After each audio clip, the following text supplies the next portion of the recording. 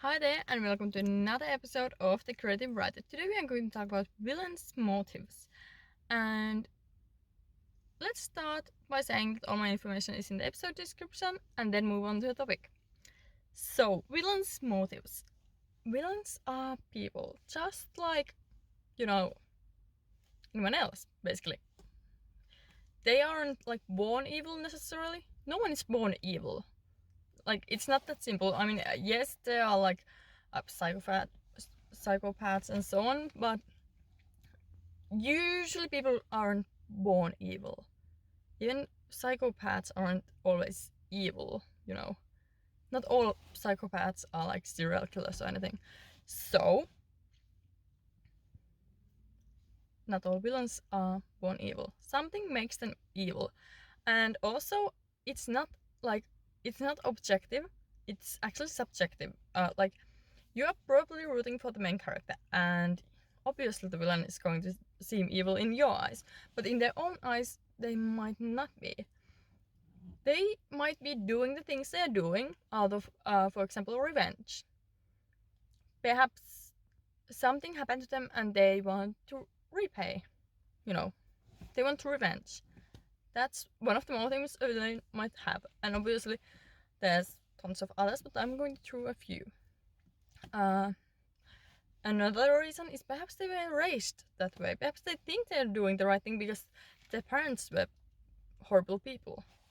Not necessarily evil, but horrible people. Perhaps they think it's okay to, like, I don't know, punch someone in the face in the middle of the street. Or, you get the point.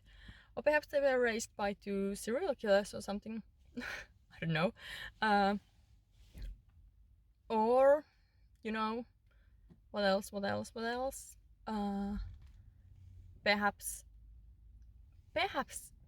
they want to rebel against their parents, against how they were raised. Maybe they were raised a certain way, and like something in that made them hate their own parents, and now they want to like oppose their parents, even if their parents are dead. They want to like oppose the ideologies that their parents supported.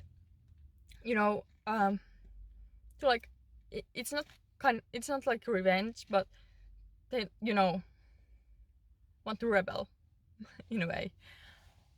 So as you can see, villains aren't always evil. For example, if you have watched Fantastic Beasts and so on, Grindelwald, well, I haven't really looked into his character that much, but his supporters especially think they're doing the right thing, think they are supporting the right cause. They're not necessarily evil. I'm trying to think of other villains. Actually, I think Voldemort, on the other hand, was kind of like, I mean, yeah, I think his motives aren't that good actually, because he's like that epic Dark Lord, and I think epic Dark Lords make the best villains. So your villain should have a reason to be evil, or villainous, or whatever. So yeah, that's something to think about. Now I'm trying to think of other villains. For example, another example of a epic Dark Lord is Sauron. I don't think he is that good of an example either. But for example, I started thinking that we think Rhysand is villain in the first ACOTAR, A Court of Thorns and Roses book, but in the end, he isn't. Like, even in the first book, he isn't a villain actually, but we think he is for a moment. So, you should. I think good villains. I'm not saying Rhysand is villain, he isn't. But a good villain is someone you can understand them, or like the cause. And I'm not saying that all villains should be like that. So if you have a villain that you don't understand why they are that way, it's okay, but you should still be able to explain their perspective as to why they are doing what they're doing. They should have a reason to do what they're doing, even if you don't quite understand it, or even if your readers don't quite understand or support it. So, and also, one more thing that might be like a motive for a villain is power. Some people are just hungry for power, and that's just how it is. And perhaps they were like raised that way, or perhaps they were raised in poverty and they are like sick of it and they want power and change things. And there can be many reasons. It all depends on your villain, but those are some of the reasons that your villain might be.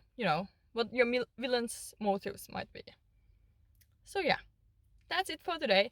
Uh, Again, remember to subscribe or follow wherever you are watching this or listening to this. And yeah, what else? Also, if you have any requests or anything, send me a message, comment, email me, whatever works for you on the platform you are listening to this. And yeah, thank you so much for being here. Thank you for listening. I appreciate it a lot. And yeah, see you in the next episode. Bye.